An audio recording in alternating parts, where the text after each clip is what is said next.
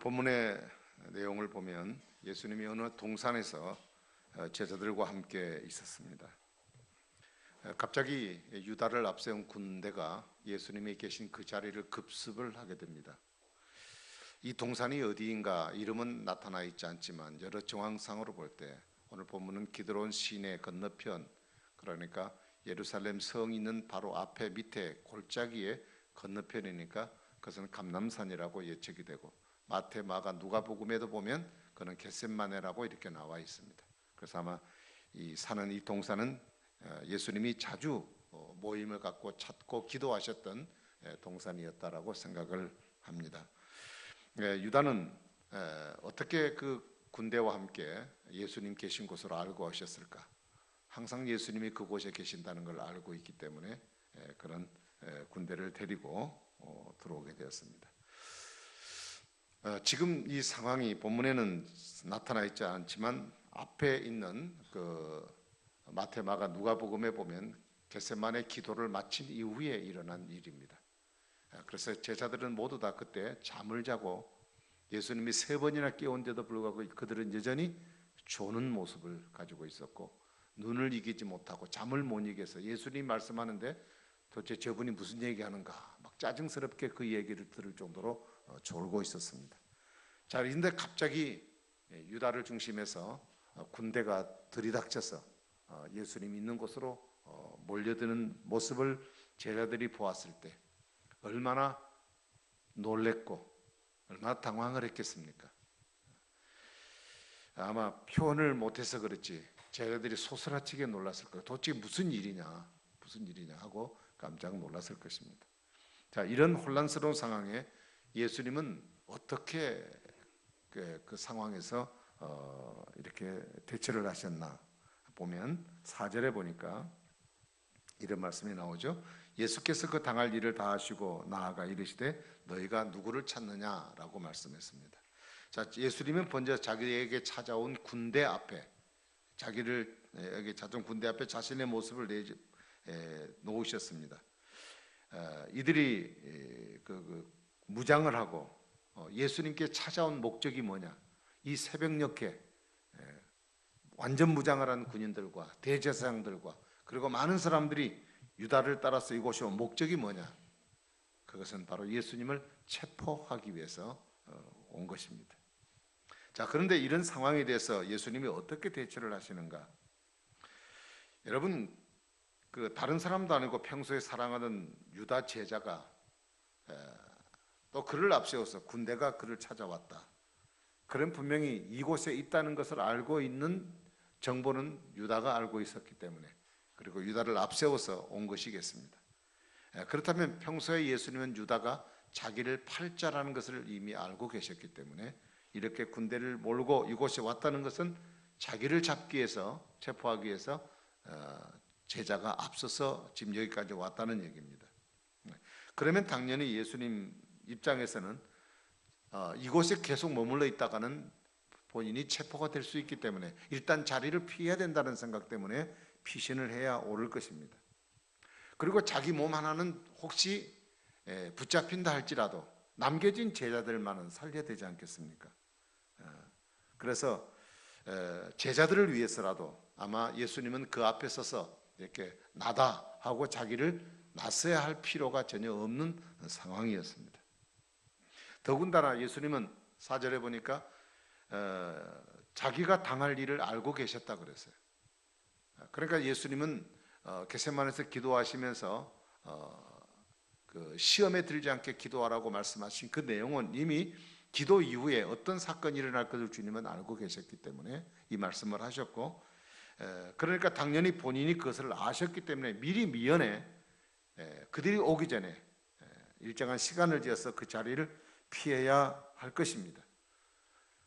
그들이 무슨 짓을 할지도 모르고 찾아오는 그 군대와 유다 앞에서 예수님이 나서서 나다 하고 말을 하는 것은 어찌 생각하면 자기 생명에 대해서 무모한 일을 하고 있는 것이 아닌가, 그런 생각을 해보기도 합니다. 여러분, 가룟 유다의 행동은 분명히 이거는 배신하는 행위입니다. 그토록 아끼고 사랑하던 제자, 그가 예수님 그분을 배반하고 그리고 그 제자로부터 배신을 당한 예수님의 모습은 다른 제자들에게 어떻게 그 문제가 비춰졌을까 한번 생각을 해보기도 합니다. 이런 유다의 괘씸한 행동을 알고 있다면 예수님은 군인들 앞에 서서 뭐라고 말하기 전에 유다부터 야단을 치고 유다부터 꾸중을 했어야 옳은 일이라고 생각합니다. 그런데 왜 예수님은 가만히 계시지 않고 그들 앞에 서서 예수를 찾는 그들을 묻지도 않은 그들 앞에 너희들이 누구를 찾느냐, 그 두 번이나 물으시고 바로 그가 나다라고 얘기를 하셨을까? 그 이유는 11절에 이렇게 말씀을 하십니다. 예수께서 베드로더러 이르시되 칼집에 꽂으라. 아버지께서 주신 잔을 내가 마시지 아니하겠느냐라고 말씀하셨습니다. 그러니까 지금 자신이 당하고 있는 모든 일은 아버지께서 자기에게 주어진 일이고 그 일을 자기가 감당해야 할 일임을 알고 계셨기 때문에 주님은 그 문제를 피할 이유도 없었고 거기에 대해서 자기가 살아나려고 어떤 다른 모색을 할 필요도 전혀 없었다는 이야기입니다. 때가 되어 하나님께서 자기의 계획하신 일들을 이루시고 그 일을 위해서 이루시기 위해서 지금 이 문제가 제기되고 있다는 사실 앞에 주님은 자신이 해야 될 위치가 어떤 위치인가를 잘 아셨습니다. 그래서 예수님은 강제로 체포하려고 하는 그 군인들 앞에 서서 베드로가 칼을 빼가지고 그들을 압제하려고 하는 베드로에게 말씀하기를, 야, 내가 힘이 없어서 지금 이렇게 잡혀가는 줄 아는, 이런 일을 당하는 줄 아느냐? 아버지께서 주신 잔이기 때문에 내가 이것을 위해서 그 길로 나아가는 것이다 라고 말씀을 하셨습니다. 자, 그렇다면 예수님께서 마시는 잔, 그 잔은 어떤 잔인가? 한 세 가지로 말씀을 드린다면 아끼던 제자로부터 배신을 당하는 쓴 잔입니다. 여러분, 누구를 통해서 내가 믿는 누구에게 내가 배신을 당한다는 것, 그건 몹시 힘든 일이고 견디기 힘든 일이라 생각합니다. 누가 보아도 예수님은 배신을 당한 사람이라고 하는 쓴소리를 예수님은 들을 수밖에 없는 당사자입니다. 제자로부터 가슴에 비수를 맞는 예수님의 심정은 인간으로 오신 예수님으로서 당연히 당하실 수밖에 없는 그분에게 주어진 하나의 쓴 잔이었다는 것을 우리는 알 수 있습니다. 그 다음에 두 번째로 예수님 마시는 잔은 끝까지 예수님의 가시는 길을 알지 못하는 철 없는 제자들의 모습이 예수님에게는 쓴 잔입니다. 딴 사람은 다 버릴지라도 예수님 제자들만은 예수님 곁에서 예수님이 하시는 일을 알고 그분이 어떻게 이곳에 오셔서 이런 일을 하시고 이런 고난을 당하셔야 하는지 그것을 다 알고 곁에서 함께 해줘야 될 제자들이 예수님이 붙잡히시는 이 순간까지도 예수님이 가는 길을 몰라요. 왜 저분이 저렇게 고난을 당하고 저렇게 잡혀야 되는지를 알지 못하고 있습니다. 예수님은 자신의 목숨이 위협을 당하는 순간까지 제자들을 걱정했어요. 오늘 본문에도 보니까 제자들의 안전하게 이들을 보내줄 것을 이 군대에게 당부하는 내용을 봅니다. 예수님을 보호하겠다고 자기 허리춤에서 칼을 빼들고 설치는 제자의 모습은 예수님을 돕는 마음, 위로하는 마음이 아니라 오히려 더 철부지 같았고 예수님을 더 고독하게, 외롭고 쓸쓸하게 만드는 모습이었습니다.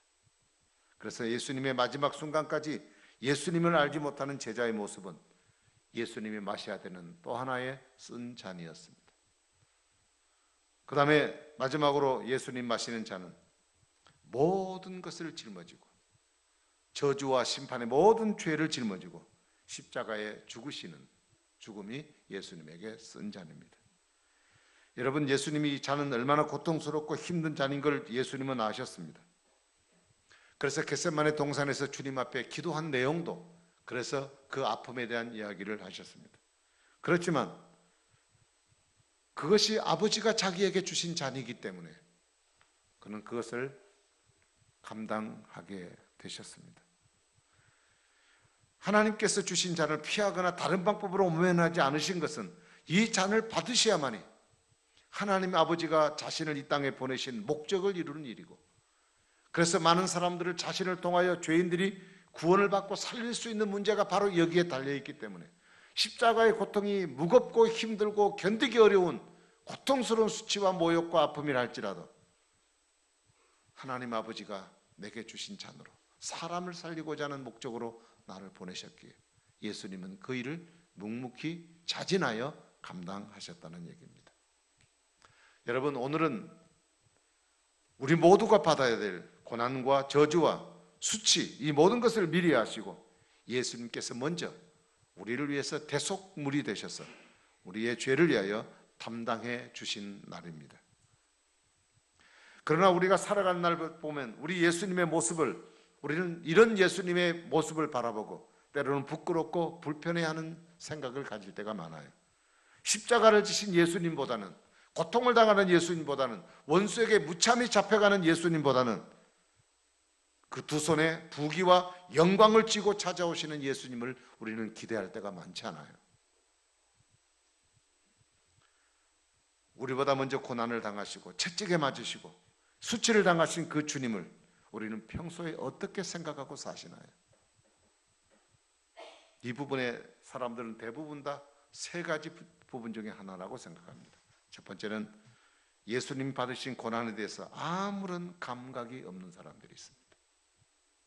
마치 예수님이 십자가 못 박혀서 지금 그 위에서 고통의 신음을 하시며, 그리고 십자가에서 피가 흐르는 고통 가운데 있는 그 십자가 밑에 그 십자가 처형을 위해서 일을 했던 그 군인들은 그 위에 달리신 예수님은 누구인지 아무런 의미도 알지 못하고 아무런 감각이 없는 사람들입니다.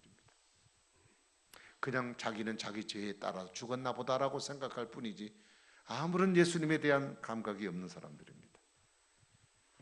그 다음에 또 한 종류의 사람은 때가 되면 가끔씩 감정적인 이입을 하는 사람들이 있습니다. 어떨 때 어떤 기회가 주어질 때 한 번씩 예수님의 십자가를 생각하고 그것이 감정적으로 내게 주님의 십자가에 동참하고자 하는 마음을 일으키는 경우가 있습니다. 그러나 그런 사람들은 멀지 않은 시간에 쉽게 또 그 생각이 사라져 버립니다. 마지막으로 또 한 사람은 구원의 은혜를 잊지 않고 그것을 가슴에 품고 사는 사람입니다. 여러분, 예수님을 끝까지 따랐던 사람들은 성경에 여인들로 소개하고 있습니다. 그들은 마지막 십자가 못 박히시던 주님 죽으시던 그 자리에, 예수님이 묻힌 그 무덤에, 그리고 부활의 현장에 주님을 쫓아갔던 사람들은 여인들이었습니다. 그 여인들은 왜 지독스럽게 예수님이 죽으셨음에도 불구하고, 그 길에 있던 예수님이 자기 앞에 사라져버렸음에도 불구하고 마지막까지, 무덤에까지 끝까지 그렇게 주님을 쫓았을까?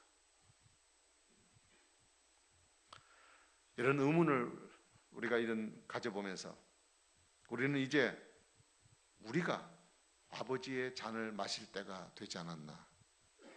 다시 말하면 우리 자신이 아버지의 잔을 마실 때가 되었다고 저는 그렇게 생각합니다. 바울은 그리스도의 남은 고난을 교회를 위해서 내 육체에 채운다고 고백을 했습니다. 여러분, 예수님을 위해서라면 어떤 일도 감당해야 되겠다는 믿음이 우리에게 필요합니다. 예수님이 나를 위해서 어떤 잔을 마셨는지를 내가 믿음으로 받는다면, 주님이 나를 위해 십자가 당하셨고 고통을 받으셨고 져서는 안 될 그 일들을 걸어가신 주님이 나를 위해서 고통을 받으셨다는 사실을 내가 믿음으로 받아들인다면, 우리도 우리 삶 속에 내게 주어진 십자가, 그리고 하나님께서 내게 맡겨준 그 잔을 내가 마셔야 되지 않겠는가? 여러분, 예수님을 위해서라면 어떤 일도 당할 수 있는 믿음이 오늘 저와 여러분들에게 필요합니다. 여러분, 주님을 따르는 자들의 이것이 믿음의 고백입니다. 아버지 잔을 마시는 것은 믿음이 없이는 불가능해요. 마음만으로 되는 것이 아닙니다. 이런 감정만으로 되는 것이 아니라 오직 믿음으로 무장된 자만이 이 잔을 마실 수가 있습니다. 여러분, 베드로를 보세요. 평소에 베드로는 이 잔을 마실 수 있다고 늘 큰 소리치고 살았습니다. 예수님 얘기만 나오면 말씀하지 마세요. 예수님 걱정하지 마세요. 제가 있잖아요. 예수님 가는 곳이라면 제가 지켜드리겠습니다. 생명 걸고 지켜드리겠습니다. 늘 자신 있게 그 잔을 마실 수 있다고 생각했습니다. 그러나 그는 믿음이 없는 그런 상황이 그에게 닥치자 언제 그런 얘기를 했냐는 식으로 잔을 받지 못하고 오히려 예수님의 등을 돌렸던 베드로의 경우를 여러분 보지 않습니까? 그러므로 우리는 말이나 감정보다는 삶으로 하나님 앞에 드려져야 된다고 생각합니다. 평소에 주님을 위한 삶이 있어야 됩니다. 평소에 고난의 잔을 마시는 것 같은 신앙생활을 우리가 갖지 못한다면 어느 날 갑자기 찾아온 환경 앞에서 우리는 주님이 제시하시는 그 고난의 잔을 우리가 마실 수 있을까요? 여러분, 시험을 이겨내야 합니다. 시험은 아버지의 잔을 마실 수 있는가를 순간순간 점검하는 일이라고 봅니다. 여러분, 이번 금주 고난 한 주간 동안 우리의 짓눌렸던 모든 시험과 그리고 불편한 감정들을 다 털어버리고 우리가 새롭게 시작하는 한 주간이 되기를 바랍니다. 우리도 주님을 위해서 당할 수 있는 것은 당해야 합니다. 넘어질 수 있는 시험에서 일어나서 아버지의 잔을 마시는 것입니다. 말로만 고난을 쫓아가고 따른다고 고백하지 말고 우리의 삶 속에 주님을 따르는 당당한 신앙의 모습을 보여줄 수 있는 저와 여러분이 되기를 바랍니다. 겟세마네 동산에서 십자가를 앞에 두고 제자들에게 기도를 부탁하셨던 주님, 그들이 결국 실패했던 이유들은 깨어있지 못함 때문에 생긴 이유였다. 그렇다면 이번 우리가 고난주간 한 주간 동안 우리가 고난의 잔을 맞을 수 있는 강한 성도로 일어서기 위해서 이번 한 주간 우리가 고난에 동참하는 마음으로 새벽을 깨워 하나님 앞에 나와 기도하는 저와 여러분이 될 수 있기를 부탁합니다. 여러분이 집이 멋이다면 가까운 곳에 가서라도 꼭 새벽을 깨워 하나님 앞에 기도하십시오. 시험에 들지 않게 깨어 있어야 합니다. 예수님께서 떡과 잔을 마시는 것은 우리로 시험을 이기고 예수님처럼 당당하게 고난을 이기는 자로 세우시기 위하여 주님께서는 우리에게 은혜를 이렇게 베푸신 것입니다.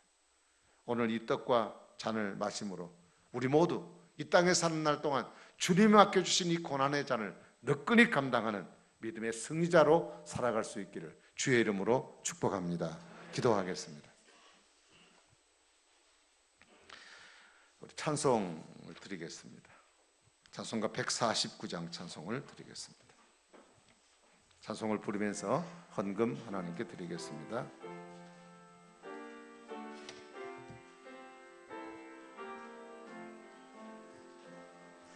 주 달려 죽은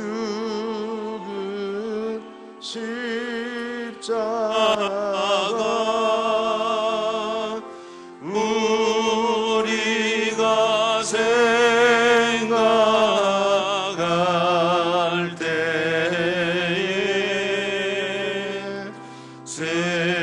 세상에 속한 욕심을 헛된 줄 알고 버리네. 죽으신 구주 밖에는 사랑을 말게 하소서.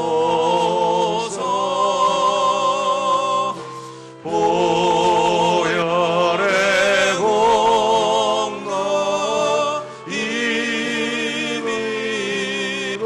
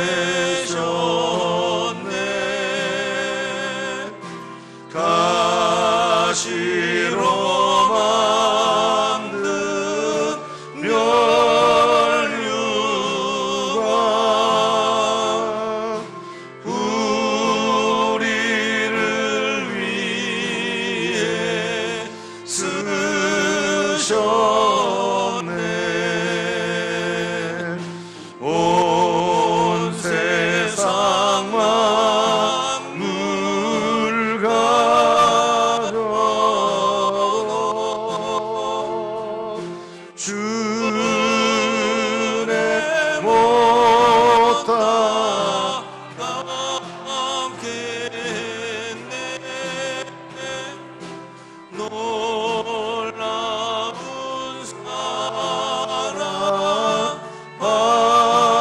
받은 나 몸으로 재물 삼겠네.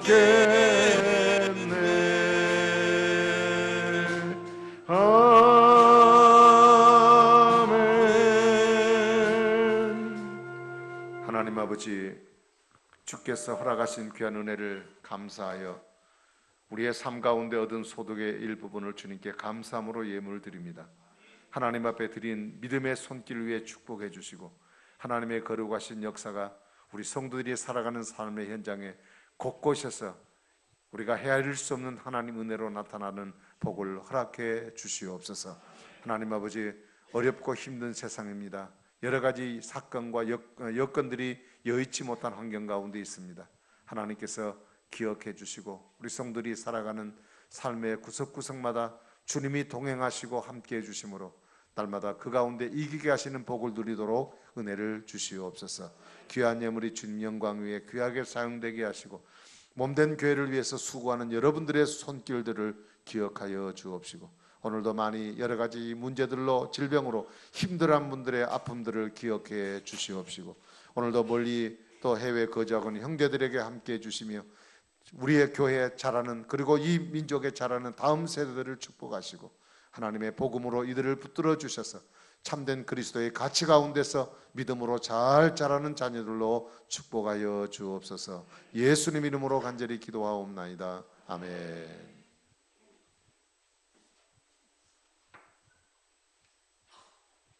이 시간 성찬 예식을 거행하는 시간을 갖도록 하겠습니다. 먼저 찬송을 한 장 부르겠습니다. 228장입니다. 찬송가.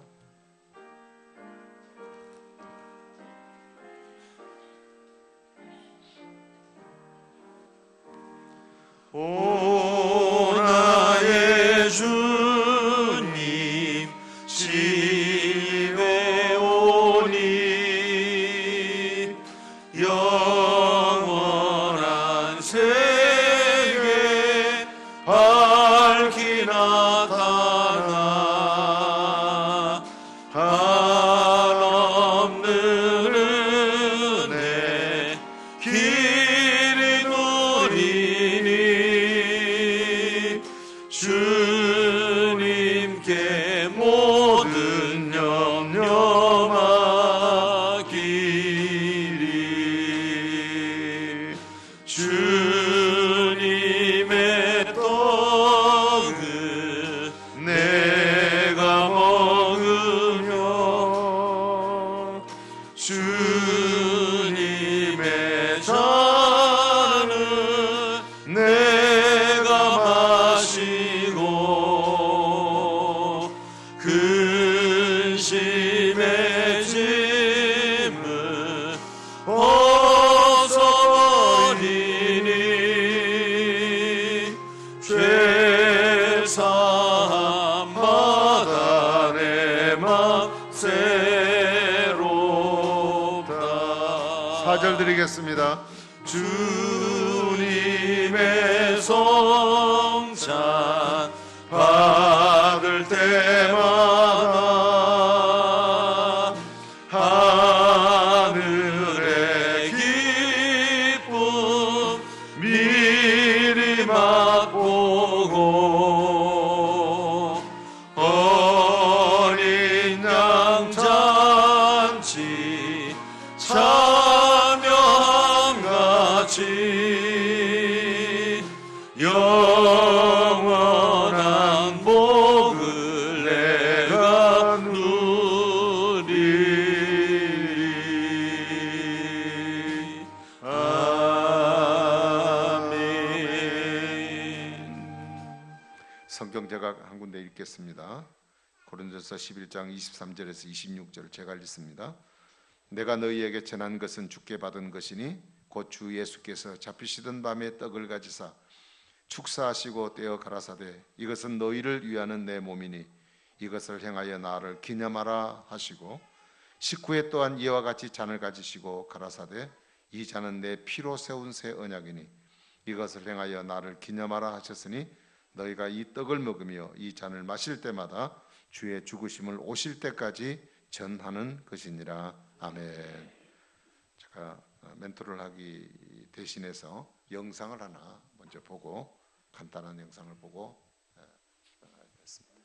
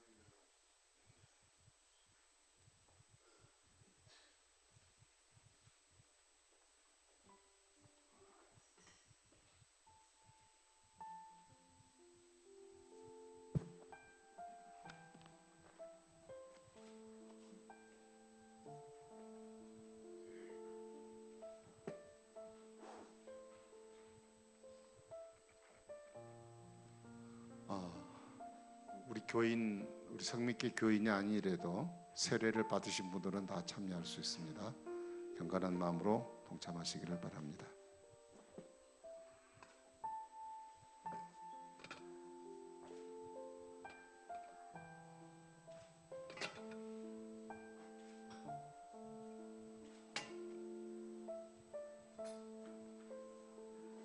자, 기도하겠습니다. 그들이 먹을 때 예수께서 떡을 가지사 축복하시고 되어 제자들에게 주시며 이르시되 받아 먹으라, 이것은 내 몸이니라 하시고, 하나님 아버지, 한없는 욕심과 교만 때문에 멸망에 처해질 저희들을 위해 예수님 이 땅에 보내시고 그분이 우리를 위해서 살 찢기시는 고통과 아픔을 당하셨기에 구원받은 기쁨을 저들에게 주신 것 감사합니다. 더 이상 내가 나를 주장하며 살지 않게 하시고 내 안에 예수 그리스도가 주장되어 그분이 인생의 주인 되어 그분으로 인해서 주시는 참 평안과 기쁨과 승리의 삶을 살아가는 우리 모든 성도들 되게 하여 주옵소서. 예수님 이름으로 기도하옵나이다. 아멘.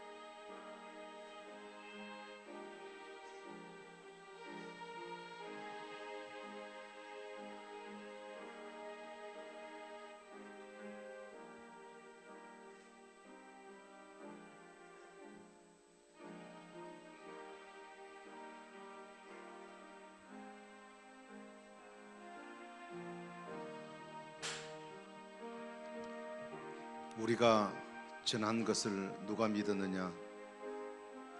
여호와의 팔이 누구에게 나타났느냐? 그는 주 앞에서 자라나기를 연한 순 같고 마른 땅에서 나온 줄기 뿌리 같아서 고운 모양도 없고 풍채도 없은즉 우리가 보기에 흠모할 만한 아름다운 것이 없도다. 그는 멸시를 받아 사람들에게 버림을 받으며 강고를 많이 겪었으며 질고를 아는 자라. 마치 사람들이 그에게서 얼굴을 가리우는 것 같이 멸시를 당하였고 우리도 그를 귀히 여기지 아니하였도다. 그는 실로 우리의 질고를 지고 우리의 슬픔을 당하였거늘 우리는 생각하기를 그는 징벌을 받아 하나님께 맞으며 고난을 당한다 하였노라.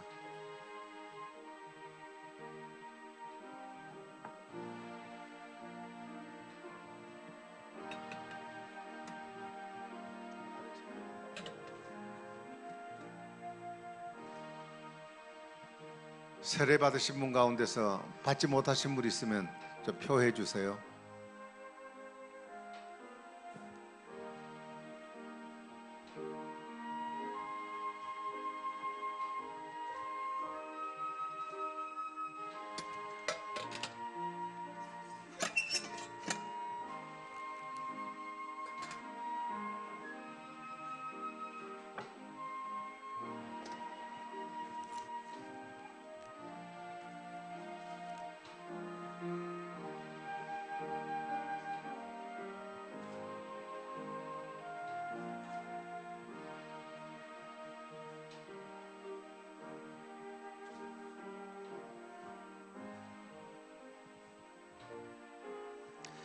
또 한 번 더 기도하겠습니다. 또 잔을 가지사 감사 기도하시고 그들에게 주시며 이르시되 너희가 이것을 마시라. 이것은 죄 사함을 얻게 하려고 많은 사람을 위하여 흘리는 바 나의 피 곧 언약의 피니라. 피는 생명이라고 하셨습니다. 우리가 받아야 될 마땅한 형벌의 대가가 영원한 죽음이라는 결과를 맞을 수밖에 없는 저희들이지만, 그리스도께서 우리의 구세주가 되어 이 땅에 오셔 십자가에 죽으시고 피 흘려 주심으로 주님 앞에 용서받고 하나님 앞에 의인이라 칭함을 받는 복을 저들에게 주신 것 감사합니다. 하나님 앞에 설 수 있는 것 전적인 그리스도의 십자가의 보혈의 공로인 줄로 믿습니다. 오늘도 그 감격과 기쁨으로 이 땅을 살아가게 하시고, 우리의 가진 것 부족하고 우리의 주어진 환경이 여의치 못해서 세상과 상대적으로 연약해진 자, 약한 자가 되어 절망하고 낙심할 수 있지만, 하늘나라의 그리스도의 보혈로 얻어진 참된 가치를 가지고 오늘도 믿음 안에 당당하게 하나님의 사람들로 승리하며 살아갈 수 있도록 축복하여 주시옵소서. 예수님 이름으로 간절히 기도하옵나이다. 아멘.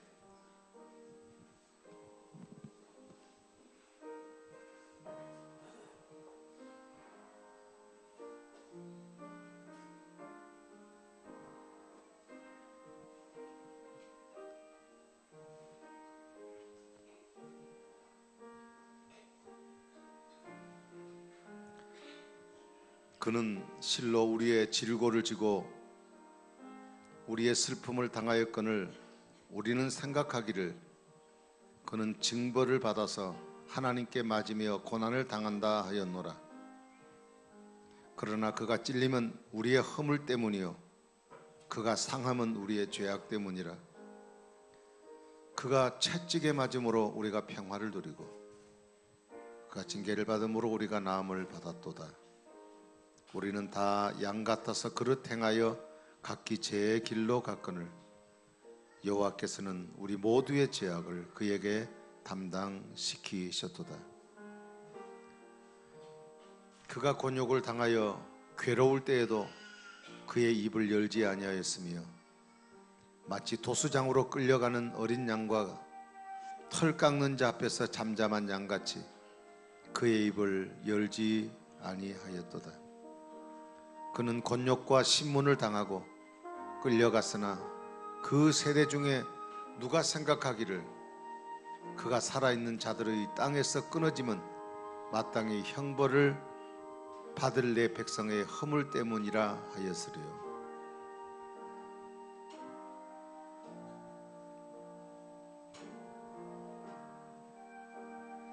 여호와께서 그에게 상함을 받게 하시기를 원하사 질고를 당하게 하셨은즉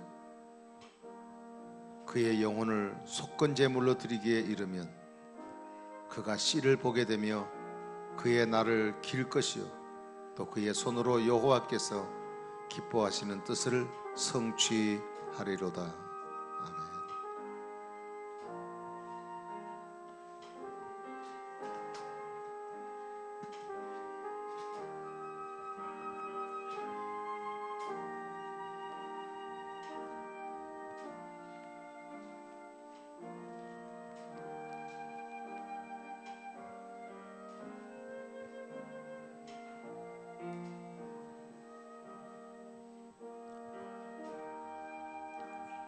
예수 나를 위하여 십자가를 지를 때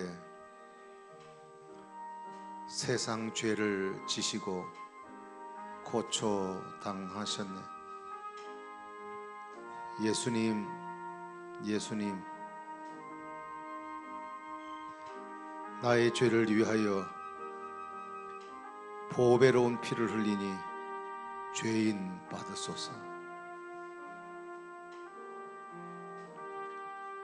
십자가를 지심은 무슨 죄가 있나? 저 무지한 사람들,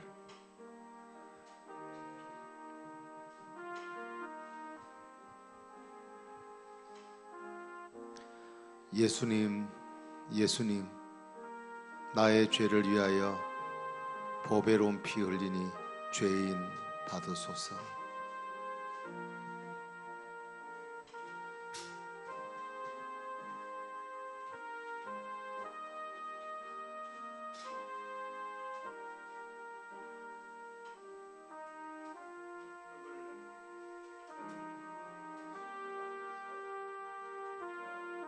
잔을 받지 못한 분 있으면 손을 들어 표해 주십시오. 네.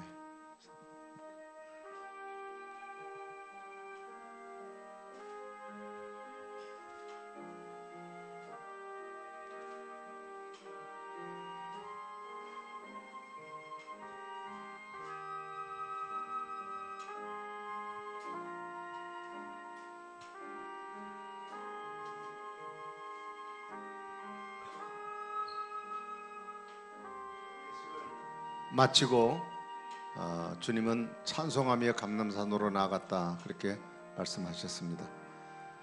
우리 시간 다 같이 일어나셔서 주님 주신 명령, 그리스도의 구원으로 받게 한 이 명령을 끝까지 감당하는 사명을 위해서 마지막 찬양을 부르고 본 순서를 마치겠습니다.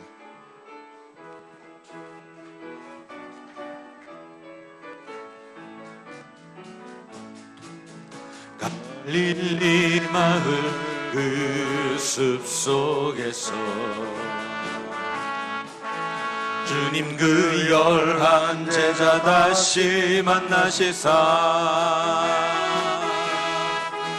마지막 그들에게 말씀하시기를 너희들은 가라져 세상으로 아멘. 가서 제자 삼으라 세상 많은 사람들은 세상 모든 영혼이 내게 달려가니 가서 제자 삼으라 나의 길을 가르치라 내가 너희와 항상 함께 하리라. 축도하겠습니다. 우리 영원한 생명 되신 우리 주 예수 그리스도의 은혜와 독생자 예수를 우리를 위해 아낌없이 허락해 주신 하나님 아버지의 한없는 사랑하심과 구원받은 백성들로 하여금 하늘의 기쁨과 구원 얻은 소망을 가지고 이 땅에 생존한 날까지 주의 복음 증거하며 믿음 안에 승리하고 살아가도록 날마다 힘주시는 성령의 역사하심이 오늘 이 가운데 모여 하나님께 예배하고 돌아가는 우리 사랑하는 모든 성도들의 삶 가운데 이제부터 영원토록 함께 있을지어다. 아멘.